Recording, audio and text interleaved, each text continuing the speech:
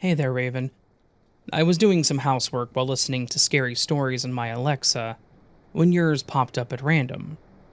Needless to say, I subscribed after a couple of videos. Thank you. Recently, I listened to one of your videos about a creepy coworker story, and I realized I have more than one, but I have one that truly stands out. Here goes nothing. Back in '98, I was a junior in high school.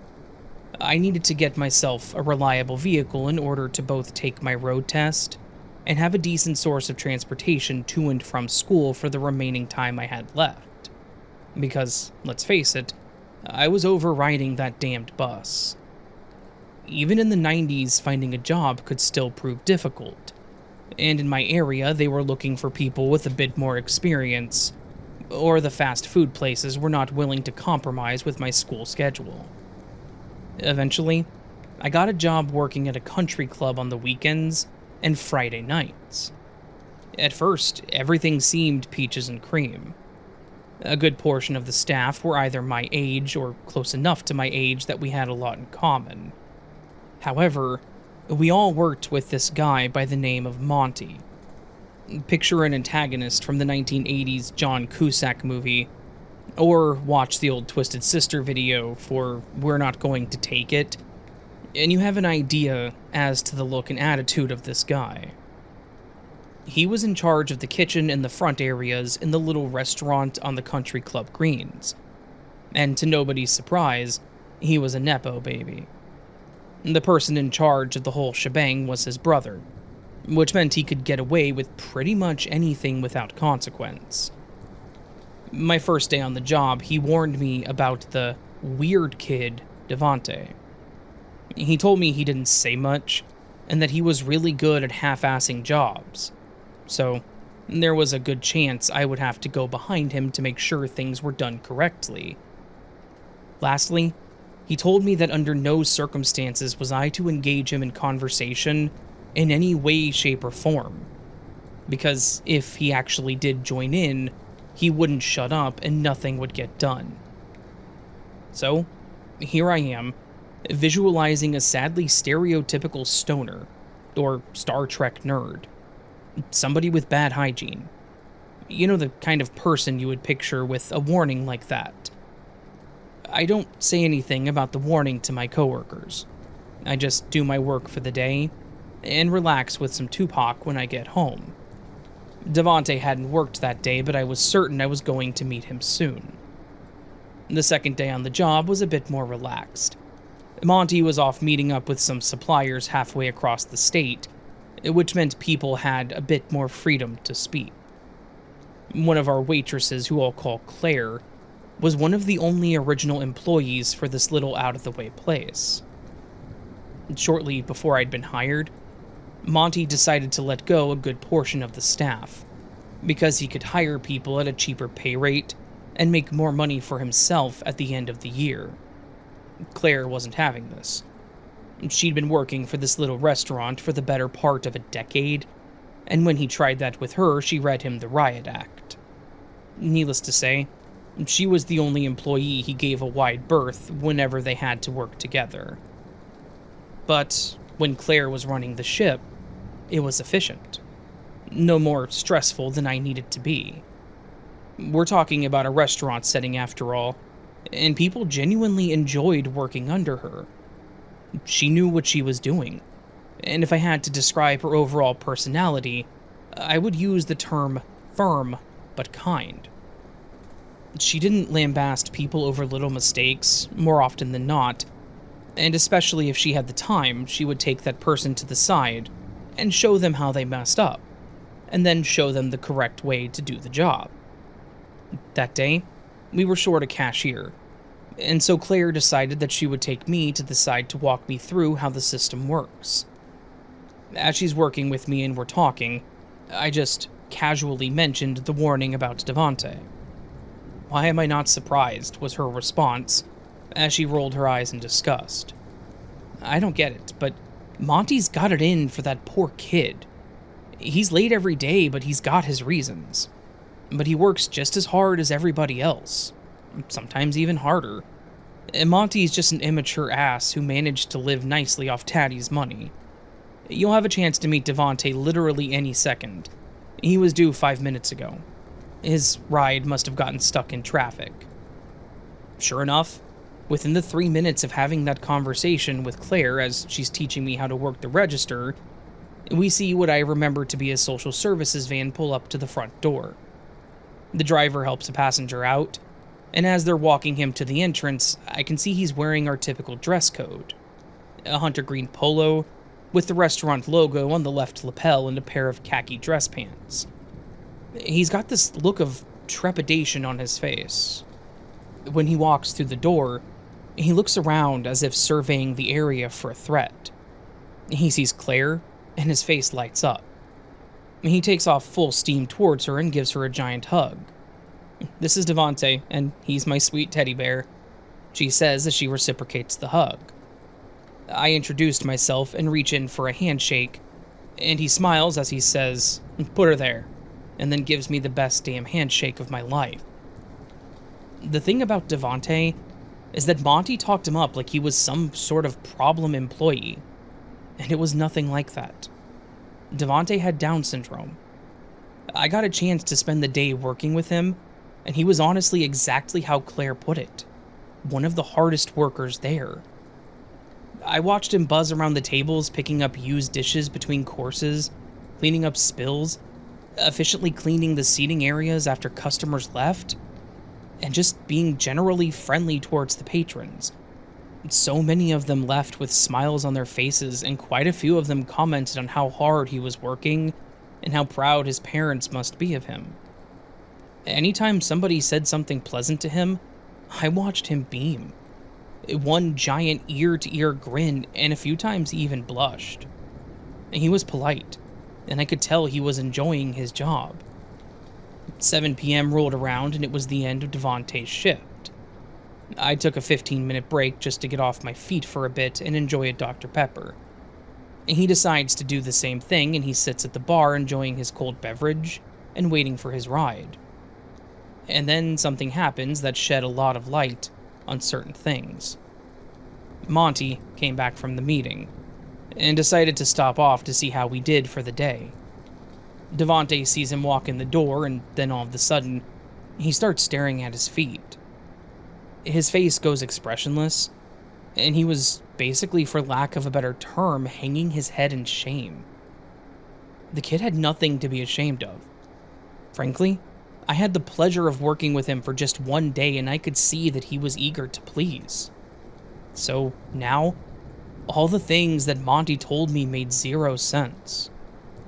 Monty walks past the bar and sees the two of us sitting right next to each other. He looks at me and says, "Get your ass back to work. I told you not to socialize with him. He's a troublemaker." Before I could say anything, Claire chimed in. "JT has 14 minutes left on his 15-minute break. He just sat down." He then turns his attention to Devante, and he's got this unnecessary look of disgust on his face. "What about you?" he says, in a borderline offensive way. Devante didn't respond. He just kept looking at his feet, trying to not make eye contact with his boss. Monty goes to repeat the question, but before he can get the second word out, Claire chimes in from behind the register again. "His shift ended not too long ago. He's just waiting on his ride. I don't see what the big problem is." She changes the subject before Monty can respond to her. "So what's going on with the meeting? Come back to the office so we can touch base if anything has changed."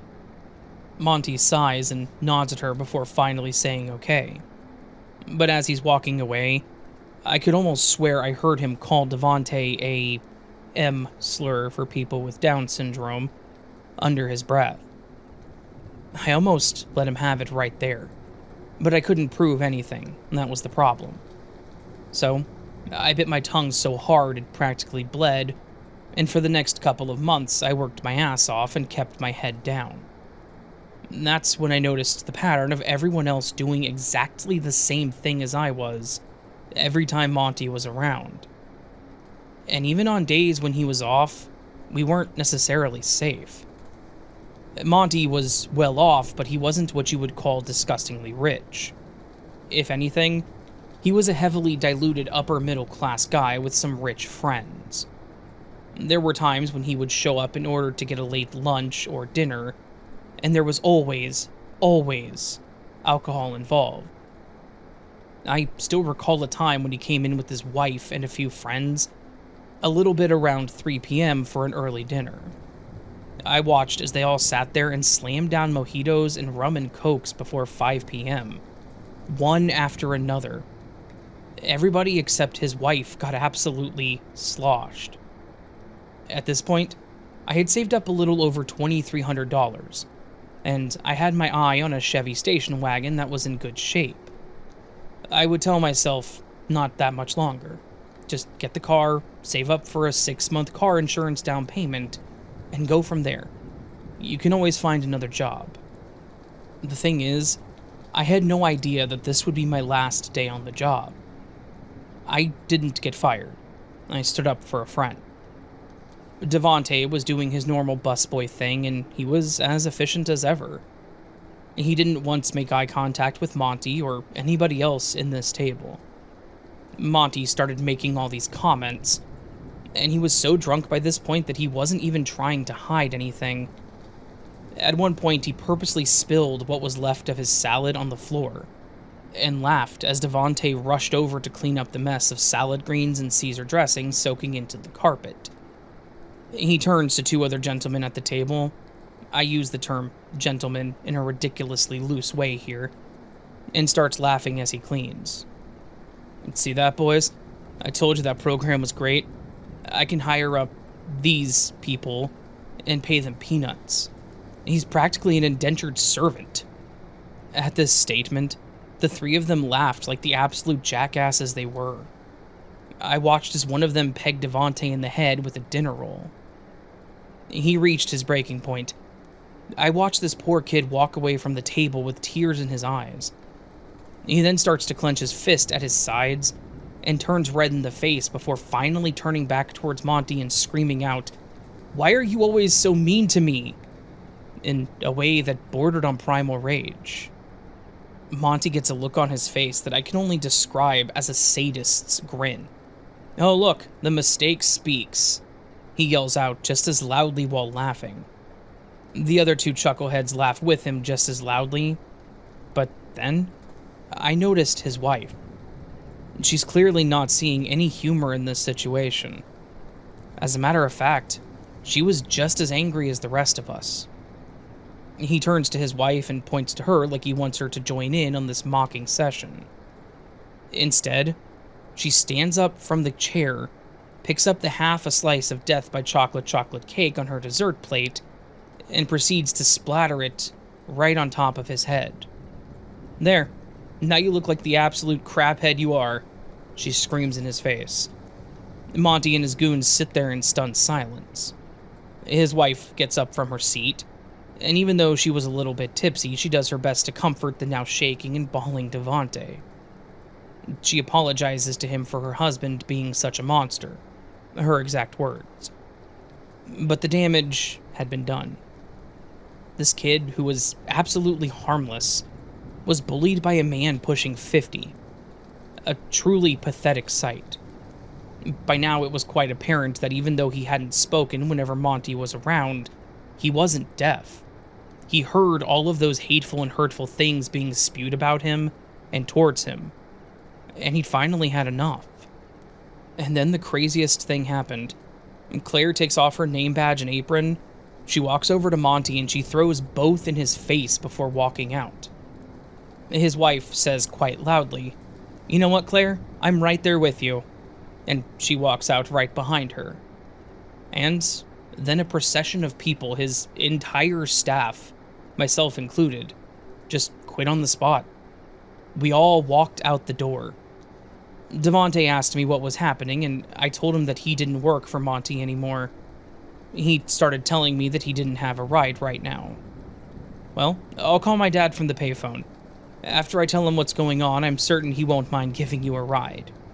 And that's exactly what I did. I actually had to talk my dad down because he wanted to give Monty a combination of a piece of his mind and a foot in his ass. So, I had to talk my dad out of a potential assault charge. That following Thursday night, I was at home studying for finals, and I got a phone call from Claire. She said that she needed my help with something and we needed to meet up at my local library that upcoming Saturday. I told her no problem, and we arranged a time. I got there a little after 1 p.m., and I noticed Claire and a bunch of my old coworkers, Devontae included, and Monty's wife Lauren. Claire gives me a hug. She was far different outside of the workplace. She was only 26, but she gave off the biggest motherly vibes of anybody that I've ever known other than my own mom. She then tells me to sit and to listen to what Lauren had to say. As it turned out, Lauren had no idea her husband was such a piece of crap. She had heard things, but she had just chalked it up to jealousy.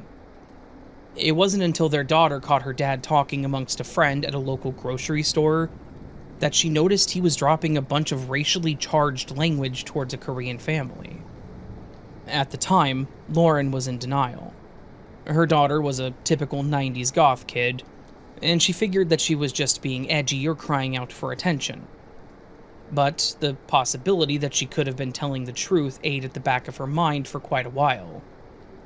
It wasn't until she saw him borderline blackout drunk, bullying Devontae with his piece of crap friends, that the reality of her daughter's words hit her.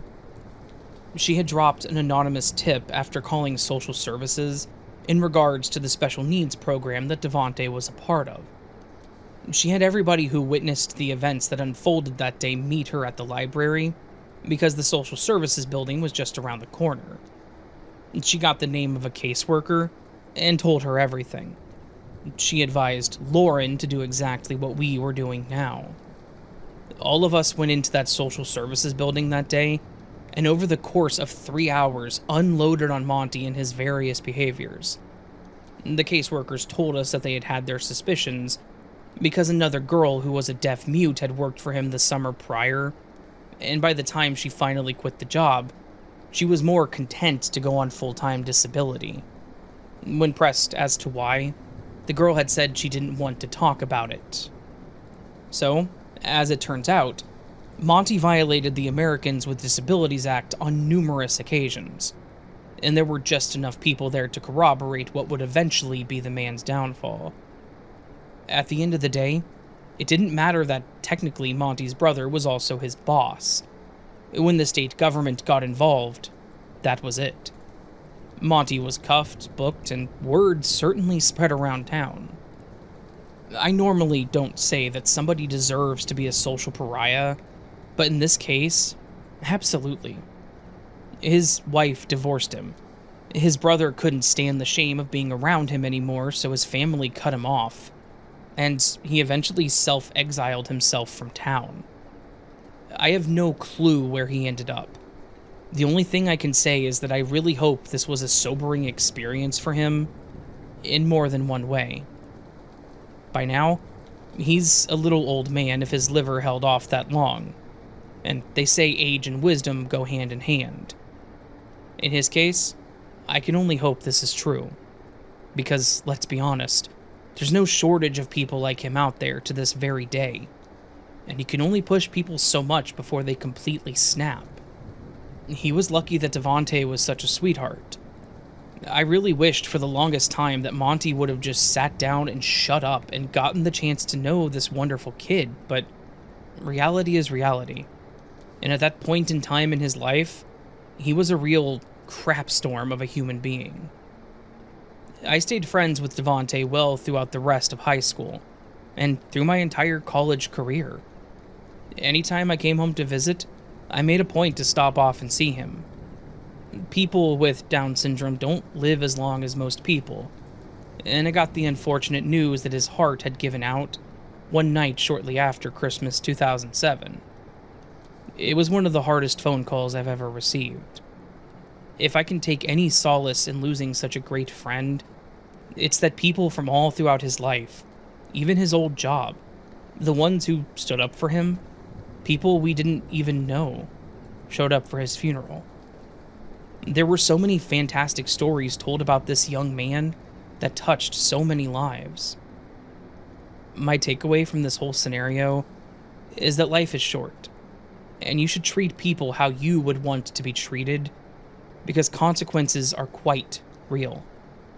We honestly need to do better, and be better, and at the end of the day, it starts with you.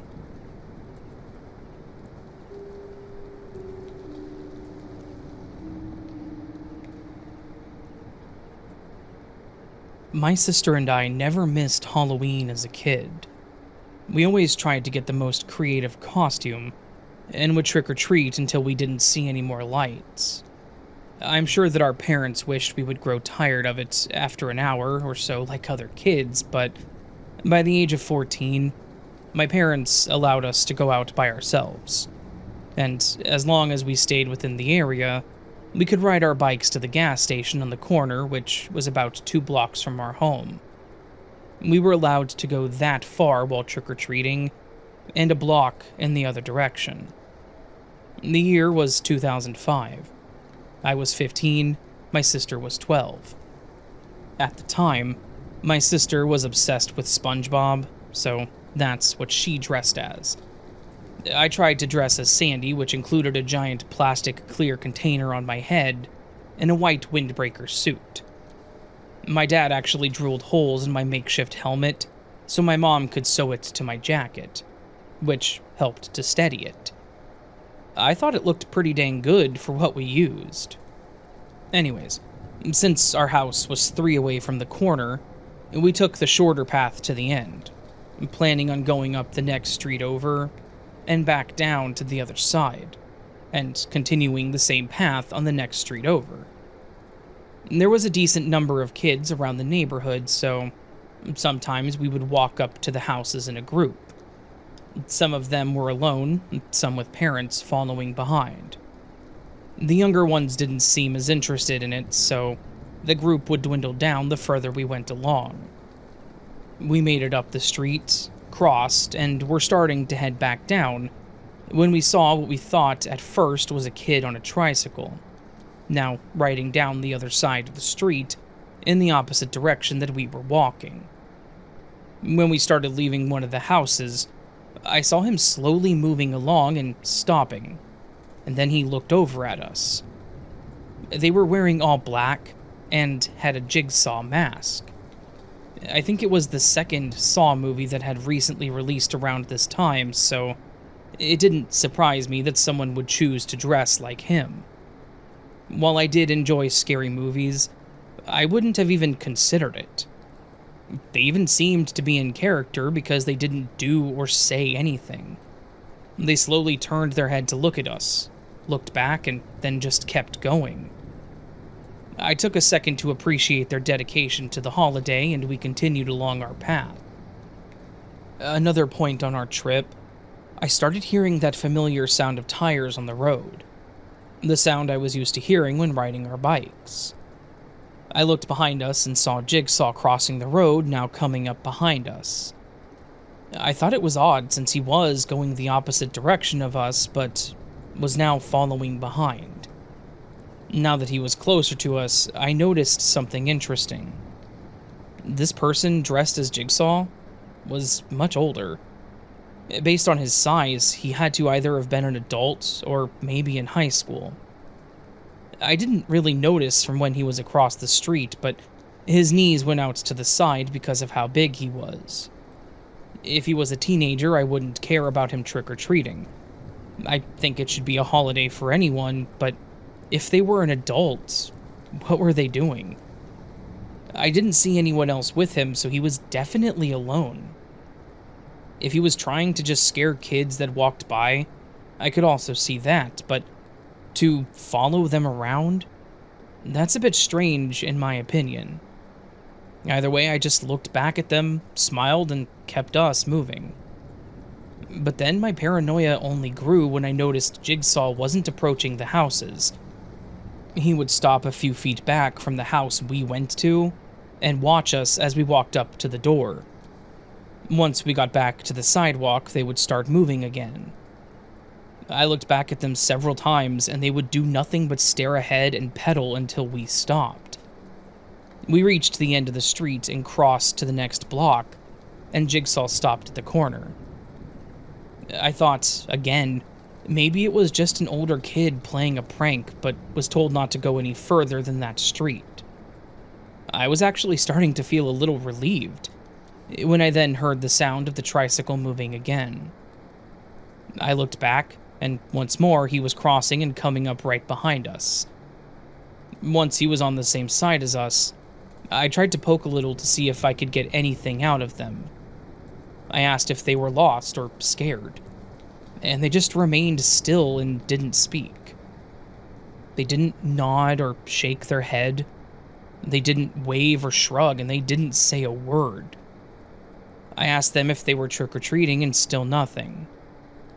I don't know if I was more scared or annoyed by them, but I rolled my eyes and told my sister that we should just keep going.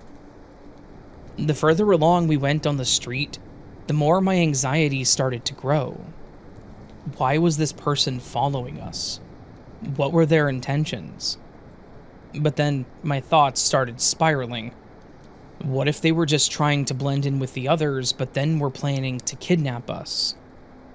I finally looked back and said one more thing to them. This time I told them they were being weird for following us, and said something about crossing the street and asking them to stay on that side. They once again said nothing, so I grabbed my sister's arm and we darted across the street. Between being a bit freaked out and the air turning cold, we had to stop and catch our breath. I looked to see Jigsaw still on the other side of the road, but he was just staring at us with those creepy dark eyes. It gave me the chills.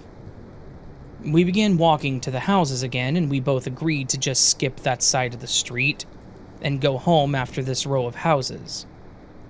Jigsaw was obviously getting to my sister too, and I didn't want them to ruin her night. We continued on to a few more houses until I heard the trike move again, and it was crossing the street.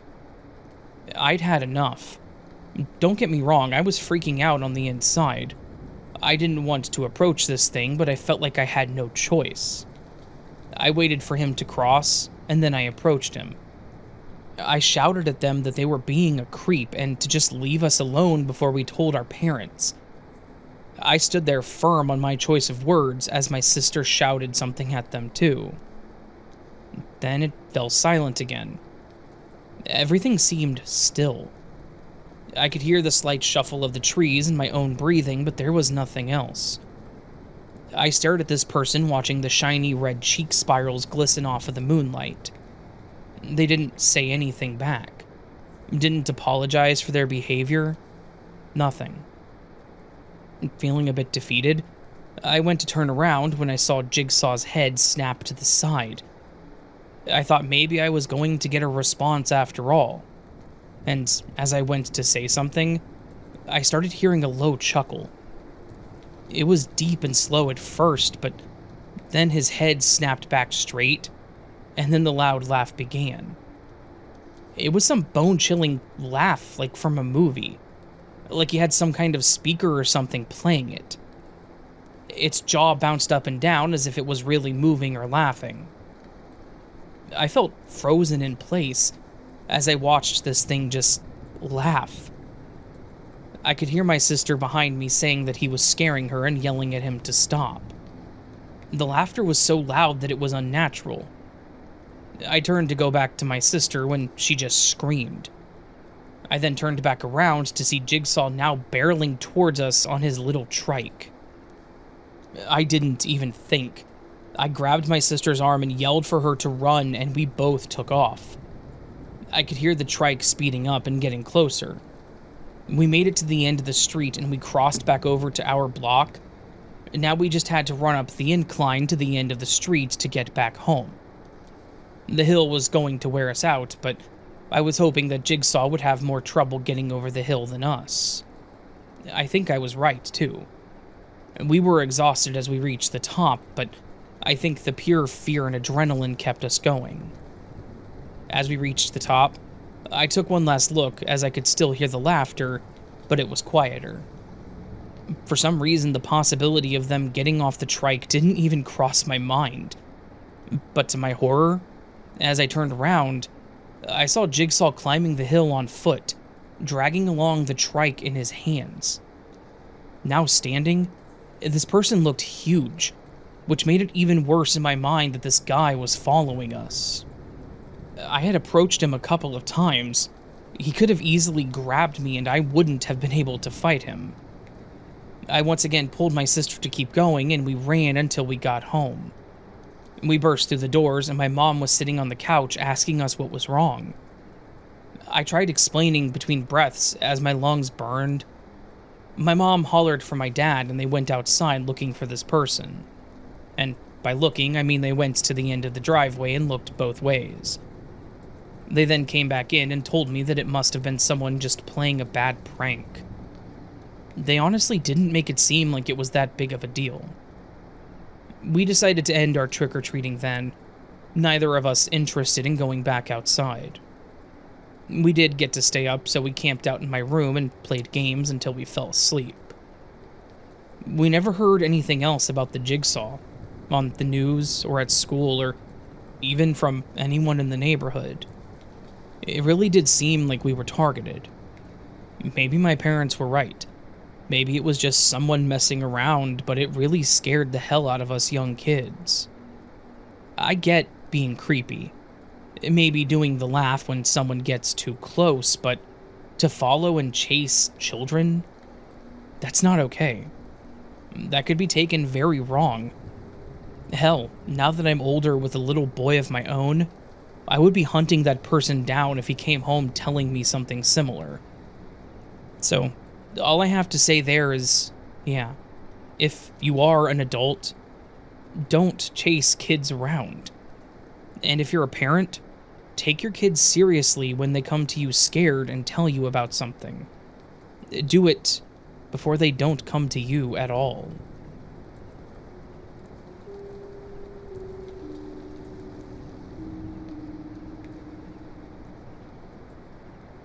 Dear Raven, your channel is one of the best out there. Thanks for that, and I hope this story can contribute. It turned out a bit long, so I'm sorry for that. I don't know where to begin properly, but it involves my grandpa and the gift you could say that he had. A little background. I'm from a rather big Dutch Indo family. Dutch Indo is about the best way to translate this, I think. There are families from the former Dutch East Indies colony of mixed European and Asian heritage. I don't know if our Asian side has anything to do with this, but my grandpa always had dreams that proved to be partly predictions, or had some kind of meaning in them. My grandpa seemed to know more than most of us, or seemed to be in closer contact to some hidden spiritual side of life than most of us. Like, he once had a dream in which an angel showed him a passport with 92 in it. He believed it meant he was to become 92 years old. But it turned out, my grandmother was to pass away in his 92nd year. His dreams were always cryptic like that. And it was always in hindsight that you could say, well, that probably foretold something. Another one was where he dreamed of two sparrows sitting on an electrical cord, like you see stretched over the countryside. The first sparrow is then hit by some kind of projectile, falls down to the ground, and died very quickly. The second sparrow is then also hit but lives and struggles.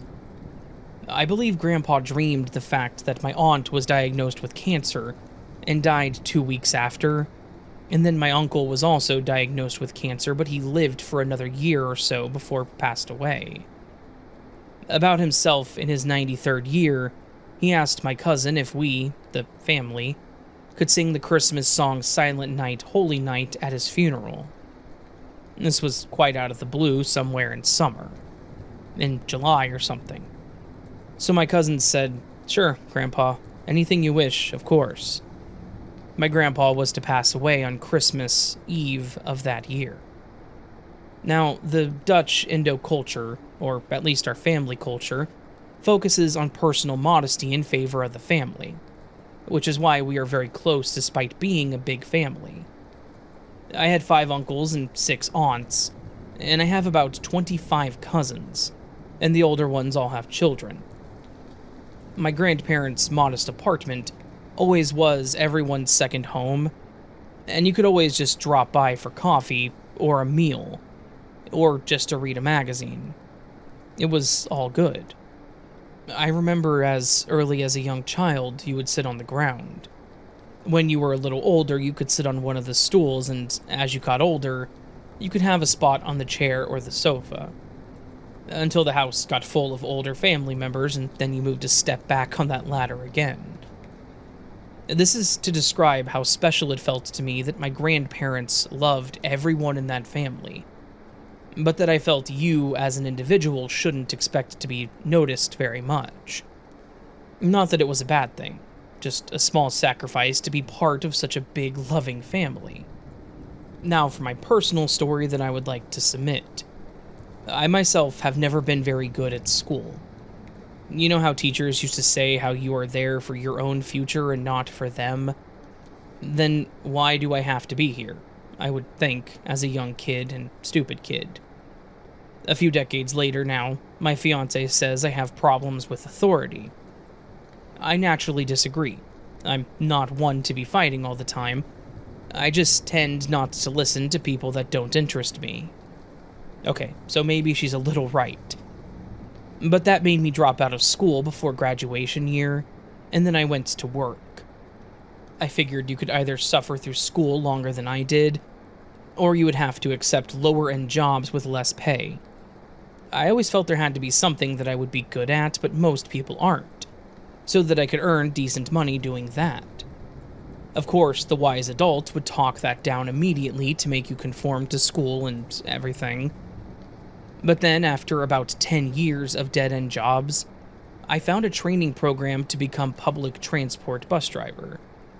None of my family had ever done such kind of work, so it was a bit of a leap for me, but I took it. The selection process was tough, but I managed a cognitive capability score that, on average, only 1.74 people out of 100 would score better than me. I'm proud of this, but also must say that I have some talent, right? The complete program took 2 years. The first year would be 3 days working and 1 day of school. The second day would be 1 part official school subjects so that we would get an official diploma. The other part would be learning about the whole public transport operations side. At the end of the 2 years, you would have paid back half the cost for the driver's license from working, and the company would gift you the other half. Then you would be set with a decent job, of course. At the end of the program, there would be a graduation ceremony, and a day prior, I got a feeling that I would be asked to say a few words on behalf of the class. With all I told about my grandpa at this point, I can safely say that I do sometimes have these feelings, or intuitions, too. Mostly when driving. I would have a thought or feeling that I should take it a bit more easy ahead, and then I would turn the corner to find that something would have happened there, or traffic would be partially stuck. So the day prior to the graduation ceremony, I thought, if I'm to speak in front of everybody, then I'll start off with a joke. I'll thank them for the honor and then pull out a stack of papers, as if I had prepared a massively long speech. To that end, I looked for some papers that I could fold and stuff into my pocket for the next day. I found a stack of papers, and I randomly picked up the upper portion of them to see what they were, but they were too valuable for that. You see, since somewhere in the 70s or 80s, my grandparents always had a notebook lying in their apartment. Anyone who would come over would write something, anything in it, if they would like. It was a very early low-tech version of what would now be a family group chat. Then, when my grandpa passed away, my uncle took the project upon himself to go through all the boxes of notebooks and type out every entry of my grandpa's, and other stories that my grandpa told about his time in the Second World War and such. He then printed them and gave them to my dad and their siblings, and my dad gave his copied stack to me, because I like history and stuff. So, I put the top portion of the stack down beside the bottom part, and went ahead with my plan with some different papers. We had a great graduation day. I was, in fact, asked to say a few words like I expected, and I dreaded it a bit, but the joke worked out well and everybody laughed. A few days later, I came across that stack of papers again. I was going to put them away neatly, so I double-checked because I forgot which would be the top and which would be the bottom. That's when I noticed the page that had come to face up after I took the random portion off. The very last entry on that page immediately drew my attention. It was a bit on what my grandpa had dreamed on the 26th of November 2011, which was titled, "A Weird Dream." This is the interesting bit, and as literally translated as I can. I dreamed I was in a bus on my way home. Very vaguely, I knew that I was on the bus with my mom. We rode for a while, and all of a sudden I was alone in a different bus with different passengers and an Indo bus driver. Before, I may have read it and didn't think much of it, but given these circumstances, I immediately thought, wow, did my grandpa ride along with me?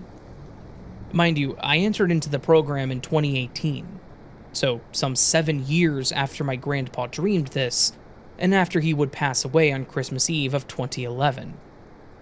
Now, in the present, both of my parents and all 4 of my grandparents have passed away, and although I miss them all the time, I quite often miss my paternal grandpa. A couple of the bus routes also pass right by my grandparents' old home, and I have so often thought about how cool it would have been to tell Grandpa what times I would pass, and I'm very sure that he would have waited by the window to wave at me. I'm actually crying right now thinking of all this. I hope you can work with this, Raven, or in any case, I thank you for reading this. I love to listen to the stories you read while being on the road doing my rounds, so please, keep it up.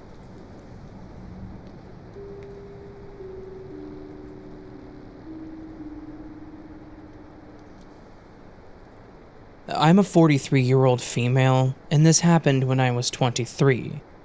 I was married at the time, and we had a 1-year-old daughter.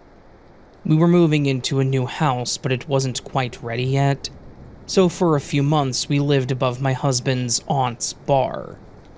Now, for a backstory, we lived at the time in a small town in Montana. His family has been there for generations.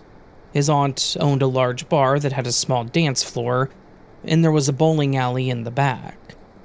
The building was huge.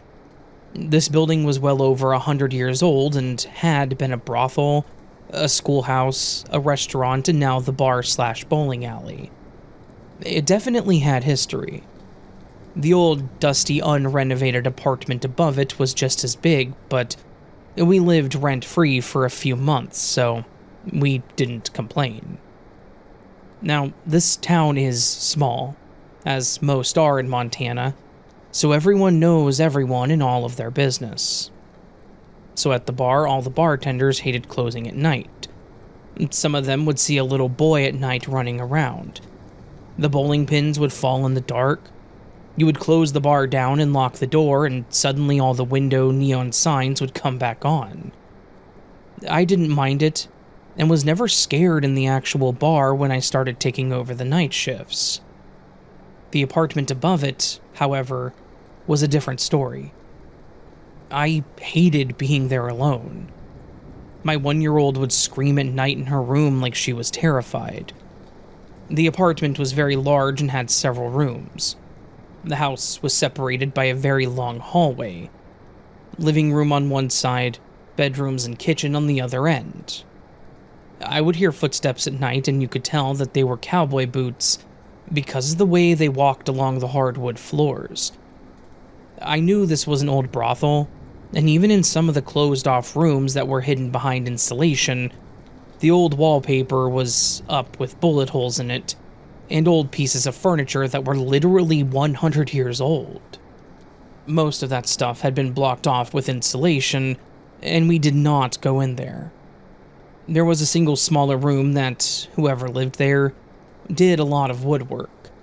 So the floor in this room was literally raw wood. and you had to wear shoes when you went in because the walls and the floor were just covered in splinters, and it was not safe to be in. I hated that room, because even when the apartment was super hot in the summer, that room was always freezing cold. As soon as you crossed over into the threshold, it was cold. So I had a desk and some storage and a couch that had thrown in there, and I only went in when I absolutely had to. This room was catty-corner from our master bedroom, across the hall. One night, my now ex-husband was sleeping and snoring so unbelievably bad that I had to leave the bedroom before I smothered him with a pillow. The couch wasn't super comfortable, but the pull-out couch in this cold room was a lot easier to sleep on, so I decided to go in there that night and sleep so that I didn't have to hear him snoring so bad. I decided to leave the lights completely on, and that way I would be fine. I hated it, but I eventually did fall asleep, and at about 4 in the morning, my ex-husband's alarm started going off. It woke me because it didn't wake him, and all I could hear was the alarm going off on top of his snoring. So I yelled at him to get up. He rolled over and hit snooze and went right back to snoring. I laid there, super irritated, because I knew that alarm was going to go off again and there was no way I was going back to sleep, so I just laid there with my eyes closed. Well, once again, the alarm started going off, and so I was yelling at him to shut it off, and I sat up on the pull-out bed and opened my eyes. It was like a disco club in that room. The light switch was being flipped super fast, and turning the lights on and off, on and off. It took me a real minute to realize what the hell was going on, and that's when I stood up to leave the room, and he was standing in the doorway. It was a super dark black shadow. It was definitely a man because he was tall and dressed like a cowboy. He was leaning with his arm up on the door and his one leg crossed over the other, and he was staring at me. You could see the outline of his cowboy hat and his cowboy boots, and he had his hand on his hip. Normally, I love this kind of stuff, but when you actually see it in person, it scares the crap out of you. So I screamed for my ex-husband and went running out of the room, and as I got to the doorway, he disappeared. I was almost hyperventilating, because I've never actually seen a spirit. I've just heard them and had things move and doorknobs shake and things like that. But that never really bothered me. My husband at the time was just irritated and thought I was having a bad dream, and told me that there were no ghosts in the apartment. Fast forward about a month, this was right before we got our new house and moved out.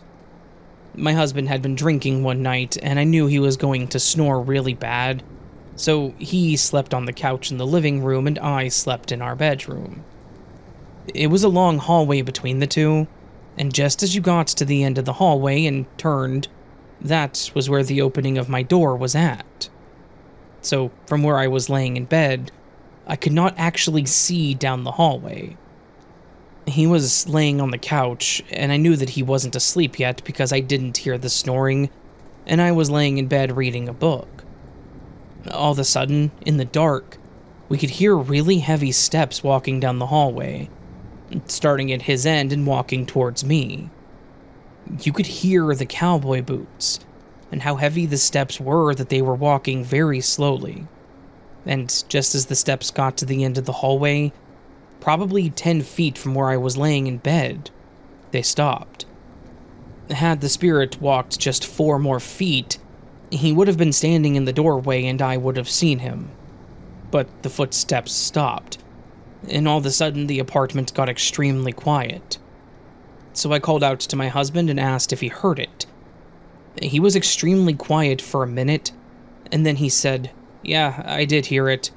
I'll be sleeping in bed tonight with you so you can deal with my snoring." It scared the living hell out of him, and we moved out shortly after, but he never corrected me when I said that place was haunted afterwards.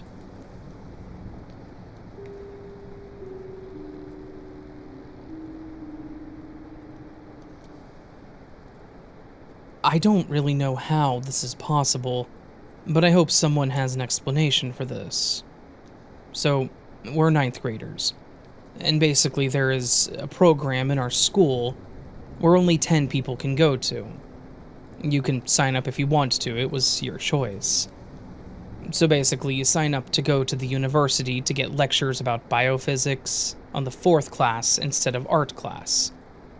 So I signed up, of course, and my friend too. The signing up was 4 weeks ago. So the university is like a big castle, really old, and the inside is old too. You can look it up on Google, just search Klaipėdos Universitatis. So, the first time we all went there, we had a chill 20-minute lecture and then we could go. The second week we went near the door, it was room 213, second floor. The lector didn't even come and the door was locked. So, we went home. And it turned out that he was sick that day. Now, today is the 3rd week. Me and my friends meet up. We went to the university from our school. It's like 2 kilometers away. So the lecture starts in a small classroom at 10:55. The 3rd class ended at 10:35, so we had 20 minutes. We came to the university.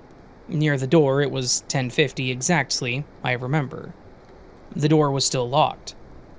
I looked out the window to see if anyone was coming, but there was no one in sight. Then, 1 minute later, 2 other classmates came. Then we sat in the hallway chairs to wait. There was also an old man painting the walls with white paint on a ladder. Then the lector came and unlocked the door, and it was 10:55. We went in. 2 minutes later, 2 other classmates come in too, so there was about 4 absent people. The lector didn't lock the door just in case somebody was late. Then the lecture was for around 20 minutes or so. It ended and we went back to school. As I was walking, I decided to check my class group chat. I usually keep it muted since they talk too much BS and so forth. I didn't want to get into that. So I see my classmate that didn't come to class, and another girl saying on the group chat, is the lecture even going to happen? And that they just decided to go home since it wasn't. Then I said that the lecture happened. The guy, the classmate that missed the lecture, said that the door was locked and that no one was there. So here's the part where it all happens. We go back to the school, and our friend is asking why we didn't tell him that the lecture happened. I actually didn't even look at the chat since I kept it muted, so I explained that me and my other friend were there at 10:50 checking to see if the door was locked, and I was looking out the window. The guy was confused. He said that at exactly 10:50 he checked too, to see if the door was open, but we were there at 10:50 checking it too. At 10:55 the lector came in and unlocked it. The guy said that at 10:55 he checked again and it was locked. It was, but at 10:55 the lector had opened the door. So he double checks to see if he's at the right room. And it was. Room 213 at 10:55. But the door was locked for him. So basically I'm going to tell this part from his perspective.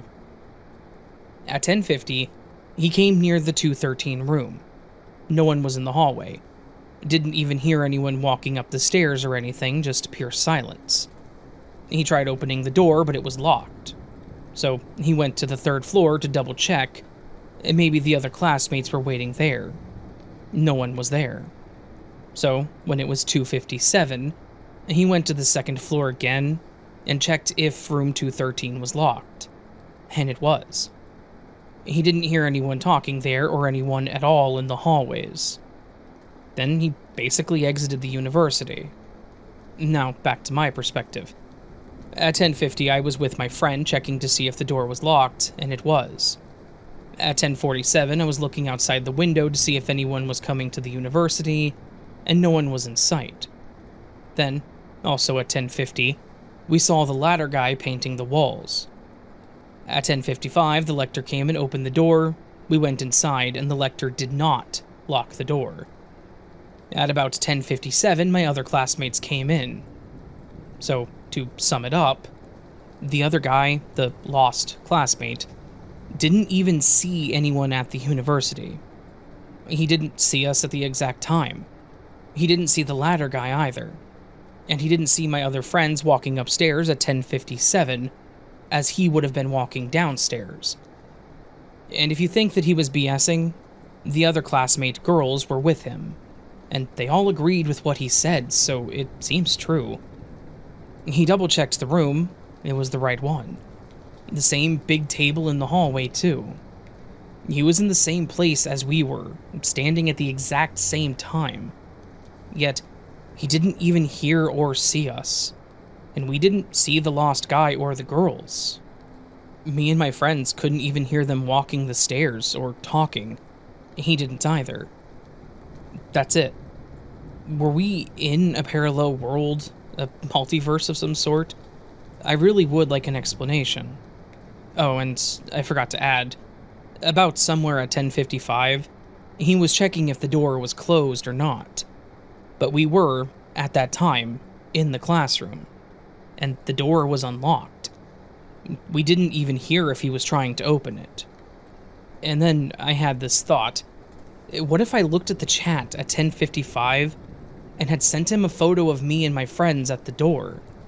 But then also he would have sent that he and his classmates were near the door.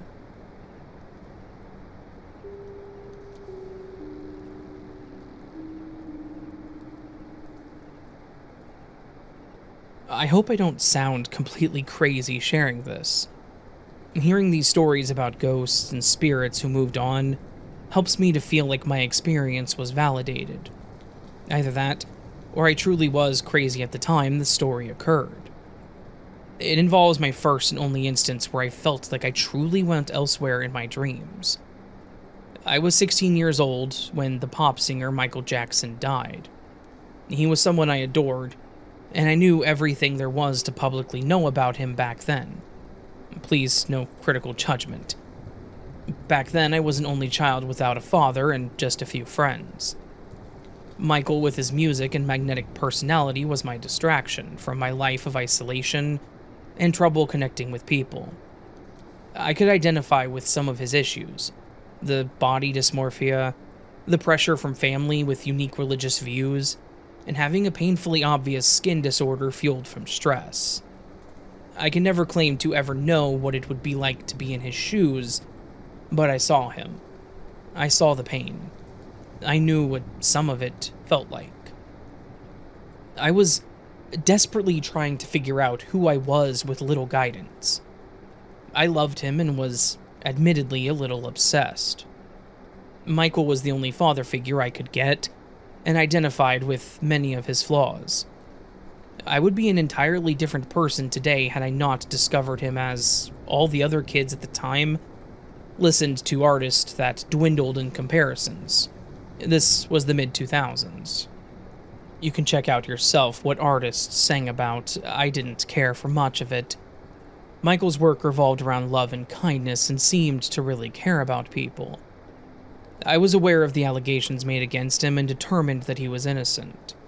Even now, as an adult, being a parent myself, I'm pretty sure his behavior was a result of arrested development and a lifetime of mistreatment. He didn't do what they accused him of. It was proven the parents were faking the kid's illness and wanted money. But moving on.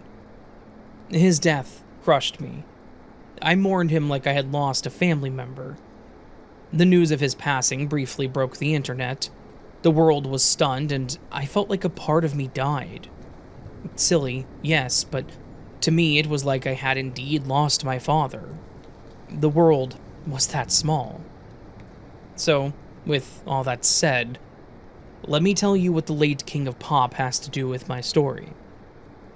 I believe that I can at least partially tell when there is a spirit nearby. No, I didn't see or hallucinate Michael Jackson, the world-famous pop star, in my house. That would be truly insane. But before his death, I could swear there was a portal close by somewhere. My bedroom was in the furnished basement. More than once, it sounded like someone was walking down the steps. Once, at night, I was startled awake by the sound of someone in my room ripping a poster off of my wall. Another few times when I had friends over for a sleepover, one told me in the morning that she saw something in the shape of a man passing through. Sometimes my computer or television would act up in the same inexplicable way. This is what piqued my interest in ghosts and the paranormal. Not long after he died, I had slipped into, I'm not sure what, a trance? The only way I could describe it was that I was and was not asleep. My consciousness was in two places at once, and in my mind's eye, I was standing in a huge, dark, round room with a dome overhead filled with clouds. It's been said that those who pass away can visit you in your dreams or send you messages. I wondered if, since I was half conscious, I could try reaching out to Michael. No such luck. When I told my then boyfriend, now husband, about what I experienced, he warned me not to try it again. It had something to do with running the risk of letting in bad spirits or something. He really hates it when I open spiritual doors. A few weeks later, I had an experience that hasn't ever happened again, to this day. For 3 consecutive nights in a row, I had vivid, lucid dreams. I was aware that I was dreaming, but this did not wake me up. In these dreams, all of my senses were present except for smell. Everything was more vibrant than in reality, especially the colors. It didn't stop these dreams from being nonsensical, such as being an infinite parking garage turning into a rec hall, cruise ship, but I wasn't alone. In these dreams, Michael was present in some form or another. It felt more like he was in the background more than anything. He, at least my subconscious version, was there keeping me company. It was like I was sharing this place with him, exploring the dreams for the adventure and fun of it. We even said our goodbyes instead of me just waking up abruptly from the morning alarm clock. The second night, his form was growing warped and fuzzy, and the last night of these incredible lucid dreams will stay with me for the rest of my life. He was hugging me goodbye, and it felt permanent. It really felt like I was being hugged, and my view was centered on a bright and blue sky, when I didn't have black, curly long hair blowing in my face. It was like a wordless goodbye, and I haven't had another lucid dream since. More recently, in present day, mediums have claimed to have been able to connect to Michael in the past. I don't know for certain spirit boxes are real for sure. You know, those devices that can allegedly let you hear the real voices of those who have passed on? To some who use these spirit boxes, Michael has been known to visit these mediums regularly. These mediums say he has a strong spirit, and that's why he can be felt so easy. So, that's what made me think back and wonder whether my lucid dreams were real or not. Or whether I really was delusional and a grief-stricken girl standing over a pop star. Anyway, that's my story, and I hope it was somewhat entertaining.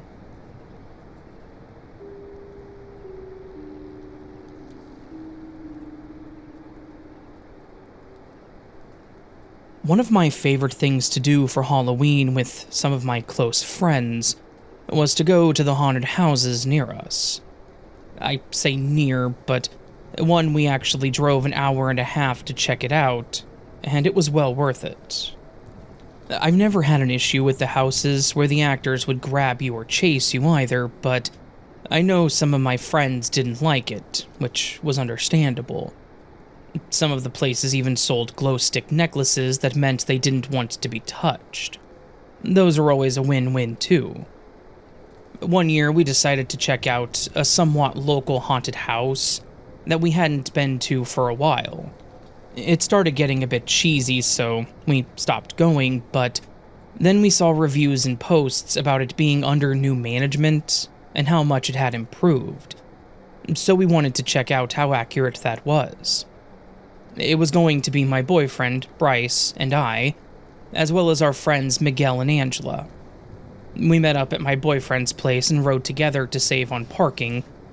remembering that it can get pretty hectic downtown. There was already a decent-sized line at the entrance, so we took our place and waited. They typically had people walking around the outside, entertaining us. Some of them sold little trinkets like the little hands-off lights, but none of us bought one. Some people just walked around and spoke to the guest. Some even recorded the lines and themselves. There were also a few actors in costume, and they were great at not breaking character. They may be chasing each other for the show, but some of them may even try to scare some of the people waiting. It was all part of the experience. There was one person that seemed especially good at his job. Based on their build, I assumed it was a male. First, they were very tall and lanky. They had on a pair of dirty, torn-up jeans, a white tank top that appeared to be stained with fake blood and more dirt, and then they had a plaid sleeveless shirt that was fraying at the shoulders. Then there was his mask. It covered his entire head, and the eye holes were probably just barely big enough for his eyes. You could tell when he would look to the side and you could just see the whites of his eyes. The mouth part was cut pretty wide, but then it looked to be stitched back together. To be honest, it was one of the best scarecrow costumes I've ever seen. But then his movements made it that much better. He moved with this unnatural, jerky gait, and would stop to stare at people in line with his head cocked at an almost unnatural-looking angle. It was giving off those creepy, uncanny vibes, and I think that's what made it that much worse. When he got closer to us, he seemed to linger a bit longer. He approached us, and as we were all laughing nervously, waiting for that jump scare, he instead let out this weird groan and kept moving down the line. It was weird and definitely had us on edge for a moment, but we quickly moved on, knowing what we were here for. It was finally our turn, and after getting our tickets, we approached the entrance ready for a good, innocent scare. Inside the house, I could already tell there were improvements made. There were well-established themes in each room, instead of just creepy stuff everywhere and simple jump scares.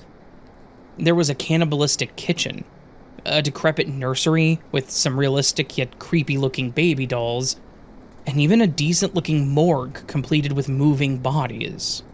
The actors were all really good, not only with the jumping out at you, but their screams of pain and horror were almost too good.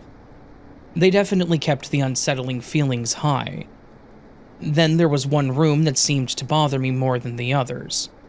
This room was lit up more than the rest. There were fake candles that lined the entire room, which illuminated all of the tools on the walls. It looked like any and every tool you might find in a repair shop was hanging on the walls, all of which looked old, used, with something caked to the bottom of them all. And in the back corner of the room, standing as if caught off guard, was the same scarecrow that we had seen outside while we waited. He was also now holding one of those small metal handrakes in one hand, and a rope in the other. We talked about this room later, and the closest thing we could think of was it was either supposed to be a torture room, or maybe a crazy farmer or something. It didn't make a lot of sense to us at the time, and while it was pretty tame looking compared to the rest of the house, it definitely had quite a huge unsettling impact on me. I didn't want to linger long in that room, and I think Angela was getting the same feeling by the way she was gripping onto Miguel. As we walked by, the scarecrow followed us with his head until we were almost out of the room. The exit was closest to the corner in which he was standing, so I hardened myself, expecting a jump scare. But instead, he said in a soft and very monotone voice, "This room is not for you." I looked at him and continued to push along with the rest of my group, ready to just get out of there. I know it was a haunted house, and I could handle being chased or maybe even grabbed or pushed, but something about that person in that room made me feel really uncomfortable. Once we were out of there and started walking down the hall, the feeling dissipated, and I looked forward to the rest of the event. We were back to enjoying the normal spooks of the haunted house until we made our way down a steep set of stairs that I believe led to the basement. Now, that room was really set up to look like a torture room and dungeon. There were fake bodies and blood splatter everywhere. One actor appeared to be chained to a wall and was screaming for help. This room was very creepy, but I couldn't help but wonder, if this was supposed to be the torture room, then what was the earlier room we were in with the scarecrow? We continued to the other side of the room when, out of nowhere, all of the lights went out. The actors started crying and mumbling about how they were on their way and to run and escape. It sounded pretty normal for a haunted house, but then I felt something brush against me, causing me to yelp. We all nervously chuckled and picked up our pace to get out of there, still in the pitch black darkness. Then, I heard Angela scream. It was an honest, scared scream, and I assumed that someone may have touched and scared her too. We continued walking until we were in a small hallway. There were a few hanging candles illuminating the hall slightly, and we all looked around at each other as a way to check in and make sure that we were all okay. But that's when my heart dropped. Angela wasn't behind me. Looking around us, she was nowhere to be found. We waited in the hall thinking maybe she got lost in the dark until we heard people coming. But it was just another couple and not Angela. We thought maybe there was another hidden path that she had found. I had heard of some haunted houses and similar having alternate paths, so maybe that's what happened to her. We had to proceed with others coming up behind us, and shortly after there was a tunnel that led to a door that you had to climb out of, and then you were back outside. There was a canopy with some end-of-event items with directions to get back out front. We went outside, looked around, but still saw no sign of Angela. We saw one of the workers and asked them if there was alternate routes, and she confirmed that there was just the one. Angela should have exited the same way, but she wasn't out there waiting for us, and she didn't come out after. So where was she? We told the worker out there that she was missing, and at first she seemed uninterested, saying she was probably just lingering or got turned around, assuring us that one of the others inside would direct her where to go. So all we could do was wait. We became very impatient after about 10 minutes, and Miguel was about ready to barge back in to find her. We were close to the exit, so there was no reason that it should take that long to get out, even if she did get turned around. Finally, the worker asked us more about where we got separated. We explained what happened in the basement, and she immediately looked at us funny when I explained being touched. She said that the actors in that room were actually not supposed to touch us, per their terms, since it was dark and we couldn't see them. And therefore, we're not supposed to grab or separate groups. She said that she would get a manager and walked off. They returned and got a description of Angela and what she was wearing. They stopped allowing groups to go in, and the manager and someone else started walking through, refusing to let us go with them.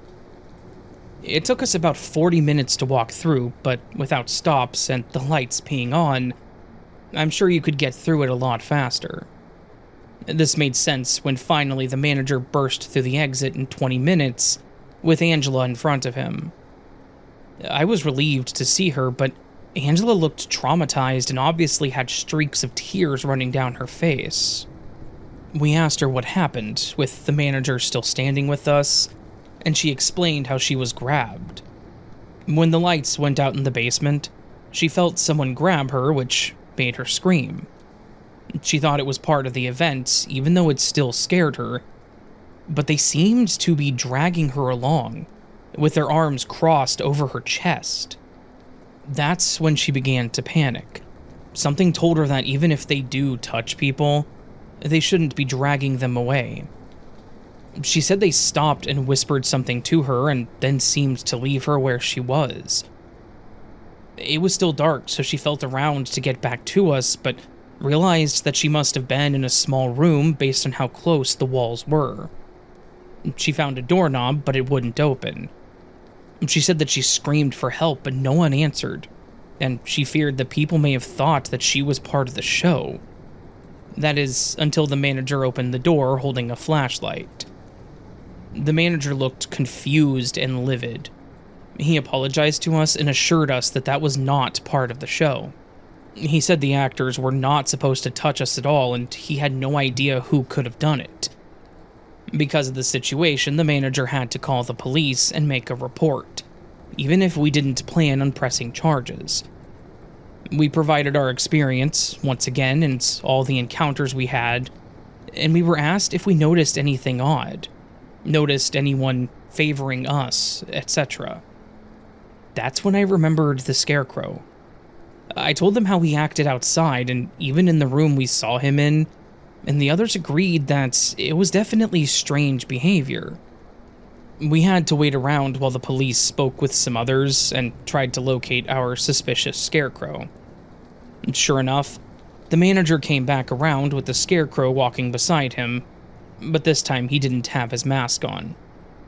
We confirmed it was the same guy, and the manager said that he had something to say to us. That's when he apologized to Angela for grabbing her. I knew something about him seemed off, but I honestly wasn't expecting that. What I wasn't expecting even more was how he smiled at her as he apologized. He very obviously did not mean it. Apparently the Scarecrow was a new actor, and even after being told and warned that this place was hands-off, he was adamant on it to make it creepier. I can't help but wonder if there was more to it than that, by the way that he looked at Angela. She ended up pressing charges on him, and the manager refunded us for our tickets, assuring us that he was being terminated and that it wouldn't happen again. But sadly, the damage was already done. Angela was too freaked out, for good reasons too, and she was no longer interested in haunted houses. Bryce and I still go to them sometimes, but we're always holding hands, or my arms are wrapped around his, hoping to prevent something like this from ever happening again.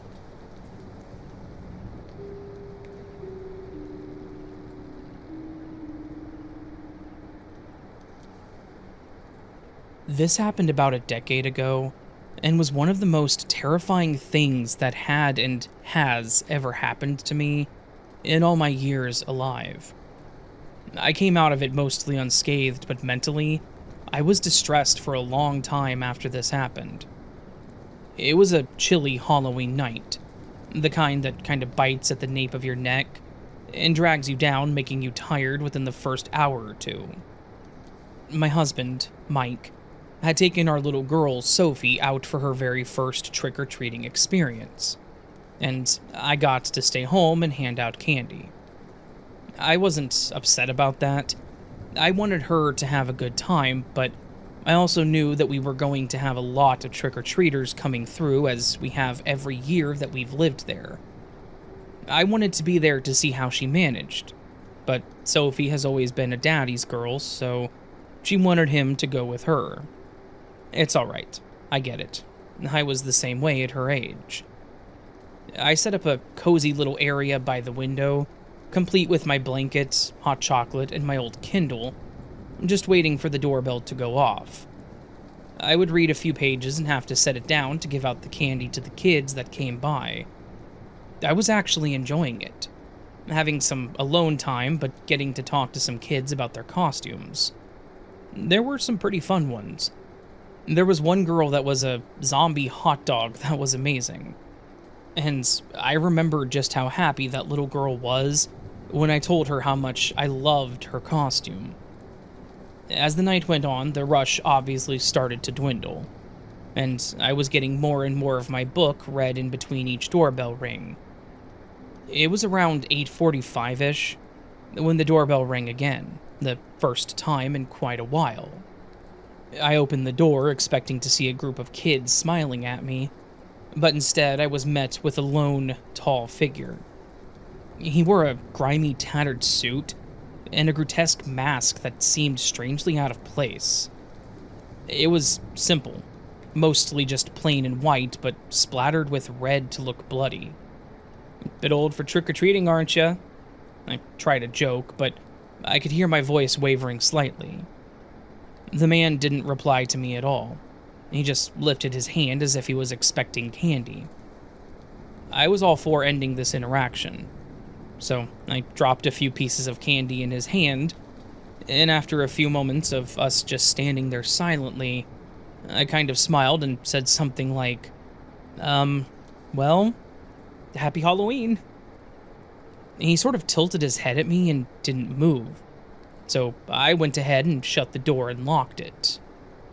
I tried to shake off the odd feeling, telling myself that it was Halloween, and he was just really playing the character, so the creepiness should have been expected. But my comfort was short-lived. A few minutes later, I heard what sounded like a tapping coming from the back of the house.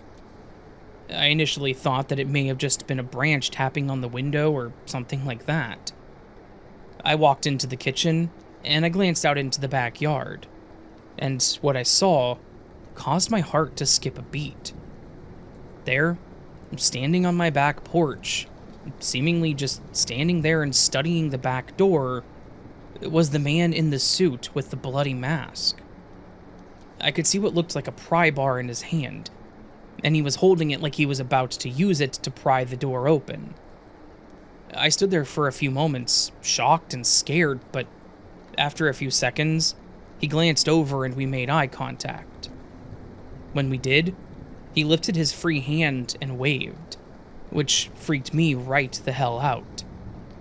As soon as I pulled back, I heard him starting to kick the door, trying to bash it open with his foot. I'm gonna be honest, I didn't really know what to do. This man was trying to kick the back door open, and I didn't know if I should hide or run, and where I would run to.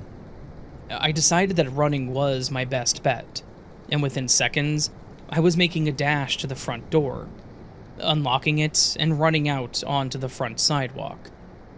I figured if nothing else, this would put some distance between myself and him, and if he was trying to get to me, then he would have to run around the house and jump the fence, which gave me some time to get to the neighbor's house or something, which is actually what I did. As soon as I got out onto the front sidewalk, I ran to the left towards the closest house with the lights on, and started banging on the door. An older gentleman answered the door, holding a candy bowl and holding a bit of an annoyed look on his face. His stare changed to confusion when he saw me, and I started telling him that someone was trying to break into my house, and that I needed him to call the cops. Thankfully, we did kind of know each other in passing. We weren't close, but he knew who I was, and I knew who he was. So, he mentioned for me to come inside, and asked me what all had happened. I told him about the creepy guy that came to the door, and then told him that, before I ran out of the house, that same man was trying to kick in the back door. He nodded, grabbed his phone, and quickly dialed 911. After about 7 minutes, the police pulled up in front of his house with their lights flashing, and I went out to meet them. They asked me to tell them again what had happened, and I explained the whole situation to them. When they checked the house, the man was no longer there, thankfully. But every room between the back door and the living room looked like it had been ransacked. He had thrown the dining room furniture all around the room, and had pretty much destroyed the living room. But nothing was missing, and he was already gone. I described him to the cops, and they said that they would be on the lookout, but without knowing what he actually looked like, there was very little chance of ever finding him. Mike and Sophie got back home while all of this was unfolding, and I had to tell Mike about the man and explain the whole thing. He was obviously not very happy that this happened. There was never any indication that they actually caught the guy, and with the exception of the door being messed up, a couple of busted dining room chairs, and my Kindle being completely destroyed, nothing else had been damaged. We turned the lights off after that in an attempt to dissuade any late trick-or-treaters from stopping by. That Halloween actually did scar me mentally. Every time the doorbell rang, I would tense up and jump slightly, even though I knew that it wouldn't be him. After that, the spookiness of Halloween kind of lost its appeal to me.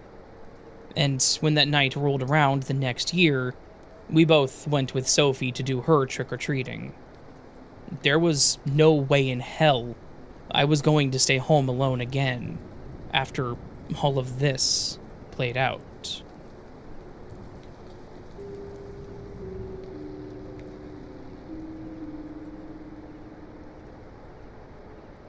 Hey again, Raven. You know I'm all about true crime and interesting cases. That's why when my dad told me about his experience back when he was young, it was freaky. Here's his story. My dad was still pretty young. His dad, my grandfather, had an office literally next door to the apartment building. That was good given at the time there was a war in my home country. Obviously, for security reasons, I won't say where. Anyway, my grandfather told my dad to go get him an important file from his office. My dad agreed instantly, since, quote, I was a good boy, he told me.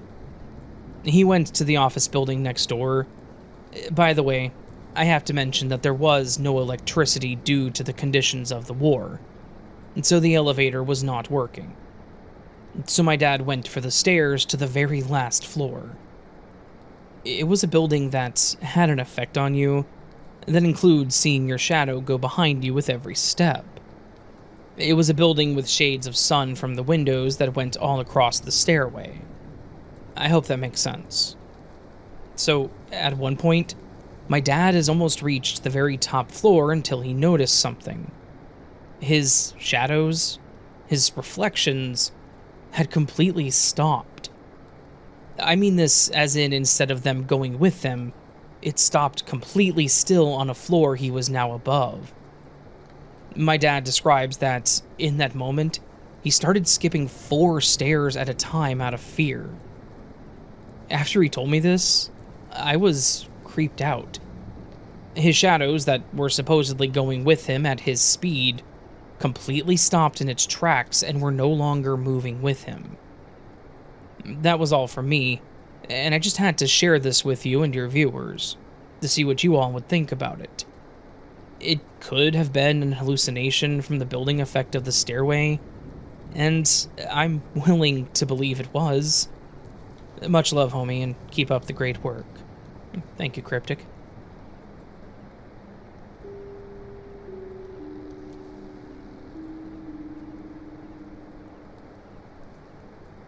When I was fresh out of high school, I took a year off before I started going into the workforce. I have a disability, a learning and mood disability, and I knew that I wouldn't survive in retail. There was an outreach program that I was a part of that promised to find a job for me instead. I had a worker who wanted me to work in her husband's restaurant. I wanted to work somewhere nearby my house, but I ended up in an old folks' home where they used harsh chemicals in the dishwasher. One day I had a freak accident where the chemicals went into my gloves and seeped into my hands. My hands were red when I came home, and it wasn't bad until I tried to go to sleep. They were hot, so a few times during the night, I ran cold water on them and slept with my hands balled into a fist. In the morning, my left hand had a huge bubble on the back. My right hand was not as bad, and I thought my right hand that I usually eat with would be least affected than my left for some reason. I showed my aunt, and they took me to the walk-in clinic. The receptionist said they couldn't do anything because it could have been an allergic reaction. They suggested that I go to the hospital. As the day went on, the heat came in waves in my hands, and I couldn't stop twitching my face. It was a few hours before the doctor came and saw me. I was still in my pajamas top and house coat and pajama bottoms. We told the doctor what happened, and he told me that it was a chemical burn because of the harsh chemicals in the dishwasher. They ended up cutting open the bubble and wrapped it up. And as the days went on, I had to go see my grandma to get my hands wrapped and clean clothes. So I then witnessed firsthand the stages of skin healing and chemical burns.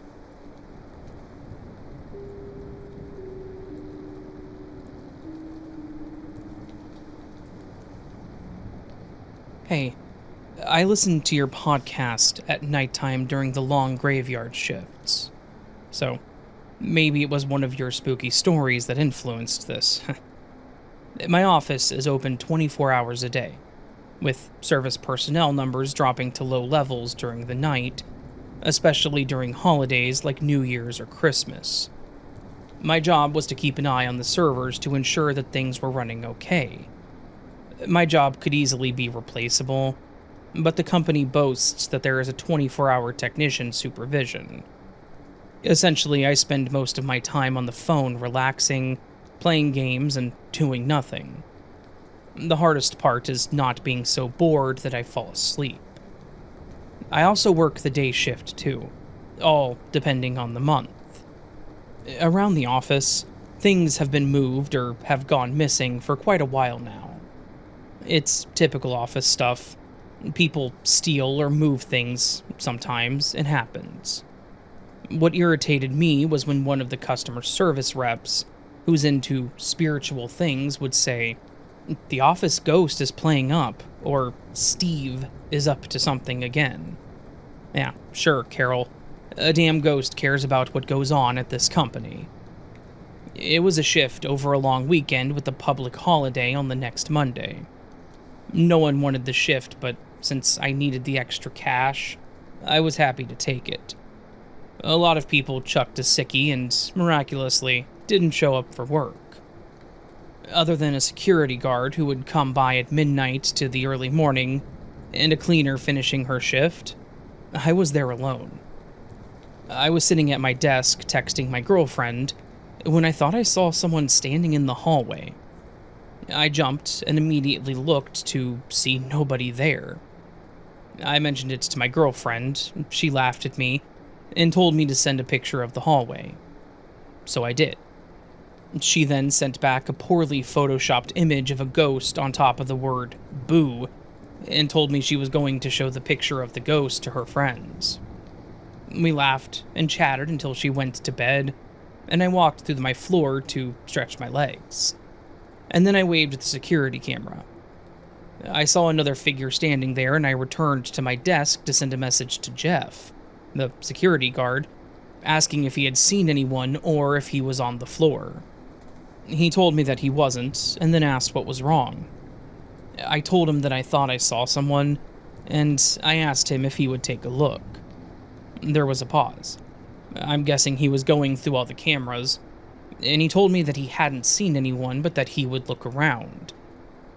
After about an hour or so, he returned to my desk and told me that he had gone outside to see if there were any cars.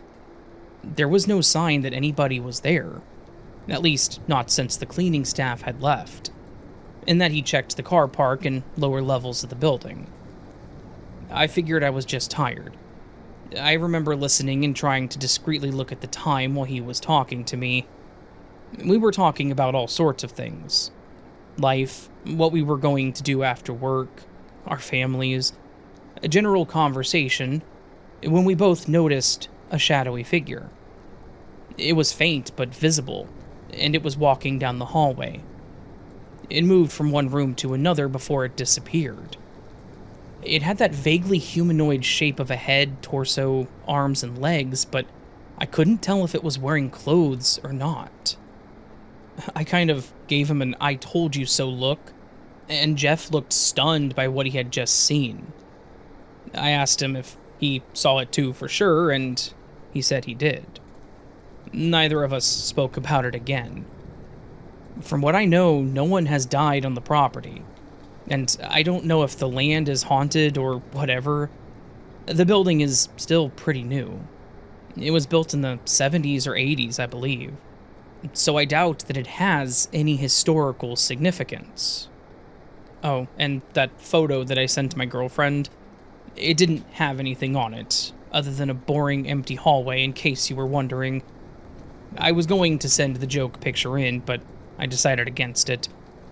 If anything else happens around the office, I will let you know, and I'm going to try to get a picture to see if the mystery ghost makes an appearance. Now, either Jeff was pulling a really elaborate joke on me, or there is a ghost haunting that building. That, quote-unquote, Steve, is real.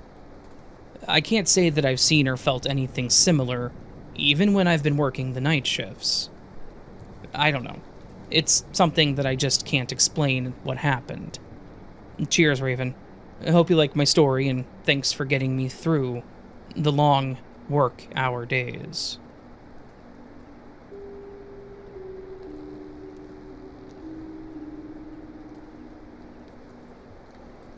I've always thought there was something strange about airplanes, airports, and flying in general. I know not every single pilot or passenger has weird stories to tell, but many do. Trust me. I'm not afraid of flying, although taking off and landing can be a little creepy. This glitch isn't scary because it happened on a plane. It's scary because of what was happening to myself in that alternate reality. Let me start off by admitting that I did have some wine while waiting for our flight, but I was in no way intoxicated. We'd also eaten dinner, so it was just a slight buzz for me, and at that point, I was just ready to get home. Yes, before anyone asks, this is the blind parallel glitch girl again, and this story puts my last one to shame. Anyway, it was about 10 minutes to take off, and I had to use the restroom. I head back there, and after I close and lock the door, I suddenly get very anxious. I feel like the walls are closing in around me, which is unusual. I'm never claustrophobic. Ever. I'm washing my hands by this point, but as I'm reaching for the door, the plane shifts slightly. Then, suddenly, I can feel myself dropping. People are screaming and stuff starts falling, and then I hear it. My voice. But I'm not the one speaking or crying out, rather it's another me. Oh god, please, no, I don't want to die. I'm only 36. And what about my parents and everyone else? No, God, please fix this plane. I want to go home. What's going on? I scream. And suddenly her voice, or the other me's tone of voice, completely changes. What are you doing here? You scared me enough by popping up in my living room. You know, if God is about to take me... Her voice trails off as the plane started to shake more and more violently. Neither one of us could speak at this time. I hear more screaming and crying, and the pilot says, "Prepare for an emergency landing." Emergency, she yelled. You mean an effing crash landing? And now you're gonna die too, other me. I couldn't say anything, so I just reached my hand out until I found her. I didn't know what else to do but accept my fate, and put my arms around her and hug her in our last moments. My heart was full of sadness. My family would be looking for me and I'd be gone. I finally speak to her. How did you know it was me? Neither one of us can see. Are you heading back to Georgia from seeing your new niece too? Yes, but they had a nephew. And I heard you say something about finding paper towels. I couldn't find them either. We had just taken off. The flight attendant just gave us the okay, then I don't know. Something happened. The weather's perfect though, so what's happening? She started crying again at this point. Look, it's gonna be alright. I don't know how, but it is. I'm sorry I frightened you back in the living room, but you should know that I didn't do it on my own. Something just kind of happened, like now. My family's probably looking for me and we're on the wrong damn plane, but I have to know something. Are you happy and healthy? Well, I'm happy, but not super healthy. I've had some health issues over the years and nearly lost my life. You? She asked me. I'm working on the happiness thing, and my health could use some improvements. Well, I hope you can escape this. You deserve something better, she whispered. We then talked for about 30 more seconds. Then, we prepared. I pushed her against the small wall and we both started screaming again. And then, I was back in the correct bathroom, on the right plane. My heart was racing and I realized there were tears streaming down my face. I cleaned myself up as best as I could and opened the door. "Are you okay?" my mom asked. "Yeah, I don't think dinner sat right with me," I lied. There's no way she would have believed me. I sit back down and the flight home is as smooth as it could be. But later, my aunt called me, saying she had the worst dream about a plane crashing due to a malfunctioning engine. She said there were only 5 survivors, including a 30-something blind woman pressed against a wall in the bathroom. The woman claimed that a good force held her in place, and she was eternally grateful that God allowed her a second chance. When they finally said who the woman was, my aunt nearly fell out of the chair. The woman was myself, in a glittery sweatsuit with matching sneakers. I told her part of my experience. We both know that it was divine intervention, and now I believe God kept me alive through those health issues for a reason. The unique experiences he gives me are for the good of those around me, and even myself in a strange way. She said a few more things like they were flying into a storm whereas we flew out of one last week. Her and her boyfriend would be getting married soon. She encouraged me to find that exact sweatsuit she'd been wearing because it was chic and comfy. And she said that she was sorry for running from me. I told her that we're all good. I'm just thankful we both survived. And I'll tell you something else. I'm using the bathroom in the airport, not on the airplanes from now on. And last, I pray that I never switch realities again.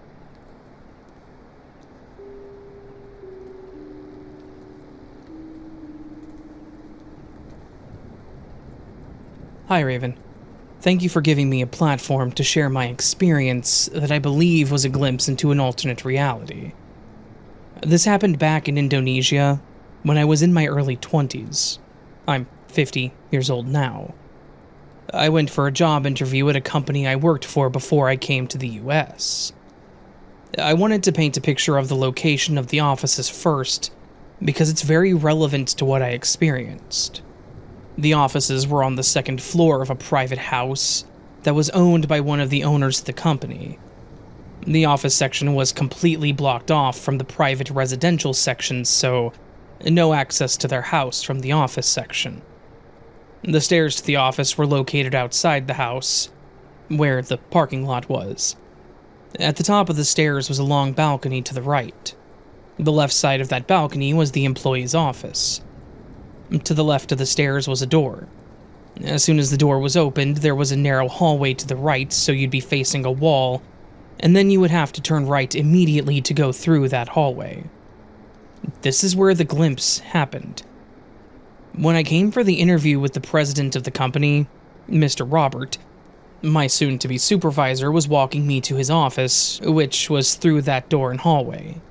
As soon as she, my supervisor, opens the door, I clearly see a door right where the wall was. Since it was my first time there, I didn't know and didn't think anything special about it. After I got hired, yay, a few months later a new girl, Sylvia, was hired to be Mr. Roberts' assistant.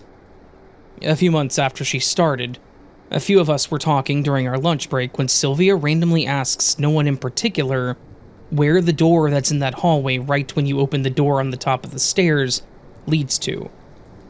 No one except me knew what she was talking about. So I told them that it's right there. I was curious too. Needless to say, everyone thinks that both myself and Sylvia are delusional. So, yeah, that was mine and Sylvia's experience in getting the glimpse of an alternate reality where there's a door in that hallway, whereas in this reality, there's only a wall.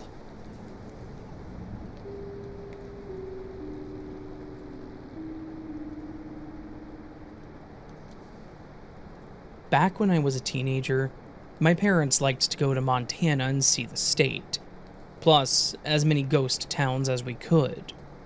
I wanted to be as cool as my brother, so we would sneak off time to time and smoke a cigarette as my parents read every single sign through the town, so it took them forever to get where we were. Now, keep in mind, my dad and I have always had things happen to us when we walked through, but nothing too crazy until that day. I can't remember what the town was, but as soon as we started walking, it just felt odd. As I said before, it took my parents forever to read everything, so my brother and I went ahead and snuck away for the cigarette, and then after we were done, we went into this building, and when we got to the stairs, the door slammed closed.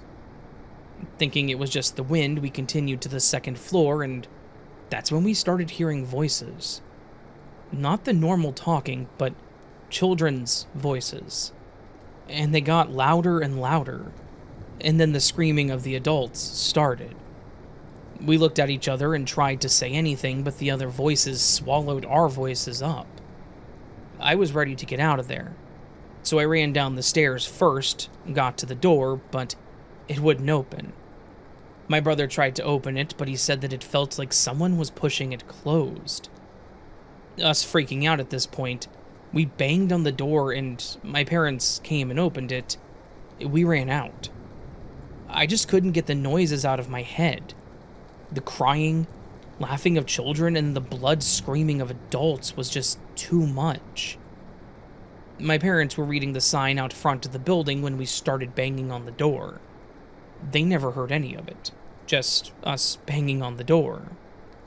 As it turned out, that building started out as a schoolhouse, and then it was a makeshift hospital when there was a war going on. And then after that, it was where people went to die because of the various diseases that went through the town. And now I'm an adult with children of my own, and when we go to ghost towns, I do not go in the buildings, even if it's okay to.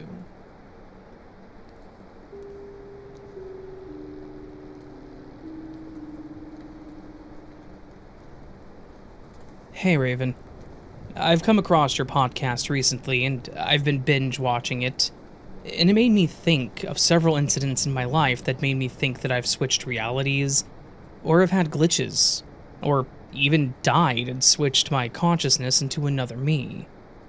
I'll send in others later, but this one just came to me now. This story is one where I think that I switched realities. So when I was younger, my older sister and younger brother and I would play The Floor is Lava, before we ever knew it was going to be a thing. We were all born in the 90s. My sister in 90, myself 93, and my brother in 96. Anyway, my brother came up with this game where we had to stay off the floor, basically. He had a blue car bed when we were younger, so he would take the mattress out and place it somewhere on the floor, and a few other objects as well. We could only touch the objects in the floor and walk around the frame of the car bed, as the floor was lava. But his words were, "You fall into the fire and melt." Basically, something a 3-year-old would initially say. We played this game for years. We all have kids now in present 2024. She has 5, I have 2, and my brother has 1. One day at my sister's house, my kids and her kids were playing. I walked down the hall and saw them playing the exact same game that we all played as a child. This is where it starts to get freaky. My sister has 3 boys. The youngest is the same age as my son. He had a Thomas the Train bed, kind of like my brother's blue car bed, and they were doing the exact same thing as we were as kids. They took the mattress off out of the big plastic frame, placed it on the floor with a few other items, and were playing The Floor is Lava, just like we used to. I explained to them the same story I told you in the beginning, the one of my brother inventing The Floor is Lava when he was 3, how we all played the game until we were almost teenagers, even outside when we got bigger, and we all laughed and thought it was a coincidence just because it's a TV show now. and my sisters just so happened to buy a similar bed for my nephew as my mother did for my brother when we were young. I walked up the hall laughing, and I went to tell my sister how funny it was that they were doing the exact same thing that we used to do as kids. She asked me what I meant. I told her how they were playing, air quote, The Floor is Lava, the game that my brother invented when we were kids. And she had no idea what I was talking about. I was confused, so I explained. Do you not remember when we would come up with games as kids? And my brother's name invented the game where we couldn't touch the floor or we would fall into the fire and melt. And now there's a TV show called The Floor is Lava. The kids upstairs are playing it just like we used to on my brother's name's car bed. They took the mattress off and walked around the frame just like we did on his blue car bed. She said, his bed was red, not blue. And we never played Fall in the Fire and Melt. I said, yes we did, because you would always push me in on purpose to win. She doesn't remember. I even have a scar on my knee from her pushing me once as a kid while we were outside playing to win, and I cut my knee. She doesn't even remember me getting the scar. I'm totally convinced that I've swapped realities more than once, but as I was listening to your podcast, this one popped into my head, and I had to write it down immediately. I know a lot of people may think it's not a big deal, or maybe I dreamed it, or I'm just crazy. But I remember playing this as kids. I even have that scar from the game, and my sister doesn't remember it at all. I don't talk to my brother at the moment, so I haven't been able to ask him about this since it's happened, for literally proof that I'm not just making it up. Or that she's just faking not remembering. But this happens a lot more than you would think. I'll go to my sister and ask, do you remember such and such from when we were kids? And some things she remembers, but some she just doesn't. I've come to this conclusion that she either picks and chooses what she tells me that she remembers, because some things can be embarrassing and she just doesn't want to admit it, or I switched realities. Does anyone have anything like this that's happened to them, or have an explanation? It's not only for the facet that my sister never remembers a lot of memories that I have from our childhood, but also, how would I remember my brother making up a game in 1999 when he was 3 that is now a popular TV show today? I'm still mind blown.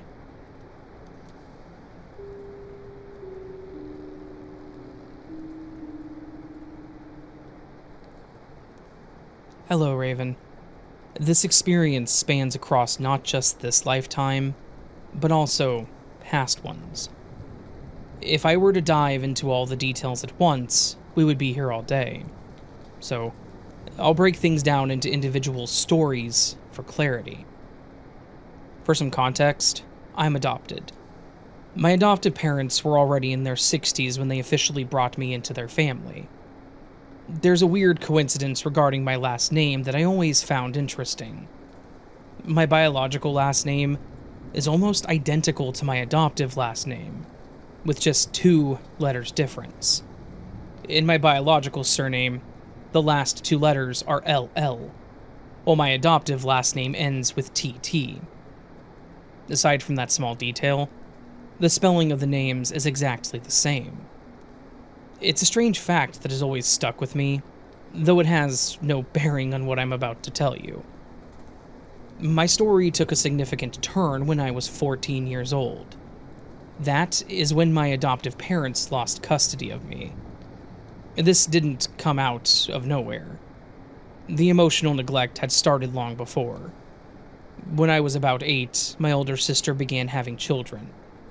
My parents, now also grandparents, became preoccupied with their new roles. I felt like I was forgotten, emotionally neglected as their attention shifted towards their grandkids. It's hard enough being a kid without feeling invisible in your own home. This had a negative impact on me as I grew up, especially as I was always an outsider at school. I was that weird kid. Not because of anything specific I did, but just because that's how people saw me. Things shifted more dramatically when I reached the last year of middle school. That's when I started to delve into the occult. I had always held unconventional beliefs. Aliens, reincarnation, things that made my parents uneasy to say the least. They were completely against anything even remotely associated with the occult or supernatural. But for me, it was something that felt right. Something I was drawn to. I believe that this early interest in the occult opened me up to a broader understanding of the world, including the possibility of alternate realities. I didn't realize it fully at the time, but I had started interacting with these other dimensions, other timelines. Fast forward to 2020, the pandemic hit, and like many others, I found myself turning inward, revisiting old interests. I began actively attempting to connect with alternate realities again, and things became much more vivid than they had been in my teenage years. This brings me to an experience that happened just the other night, one that still lingers in my mind because of how real it felt. I was attempting one of my usual shifts to a different reality. It was late, and I remember everything clearly. I found myself on an Amtrak train, knowing that it would stop in my hometown soon. I could feel the texture of the high heels I was wearing, and I remember glancing at the clock. It was around 9:30 p.m. Snow covered the ground outside. The cold crispness of winter was unmistakable. The clarity of the details made it impossible to write it off as just a dream. I knew that I wasn't dreaming. When the train stopped, I made my way to the path that runs between my neighbor's backyard and mine. I walked through the familiar door in the garage that leads directly into the kitchen. As I stepped inside, I was immediately met with the comforting, almost haunting sight of my adoptive father making popcorn. He was preparing to settle in for the evening, ready to watch TV until he inevitably fell asleep in his chair, just like he used to. My mother was there too, fussing over the dishes with the same meticulous attention to detail she always had. It was as if nothing had changed, as if I had stepped back into a perfectly preserved moment in time. And then there was Jane, my parents' neighbor. I'll call her that for now. I knew instantly that this was sometime in the early 2000s, likely November based on the snow and the atmosphere in the room. My phone, however, displayed the date and time from the reality I had just left. It was August 2024, past 11 p.m. Confused and feeling slightly disoriented, I asked Jane what year it was. The way that she looked at me, it was as if she didn't quite understand my question, like I was asking something ridiculous. For a moment, I wondered if she could even see me at all, or if, perhaps, I had crossed over in a way that rendered me invisible to her. Feeling increasingly unsettled, I walked through the house, making my way to what had once been the computer room and finally into my old bedroom. This was the room that I had painted a vivid lime green in high school. We had also rearranged the furniture so that a TV and stand took the place of my keyboard in front of the window, facing the woods.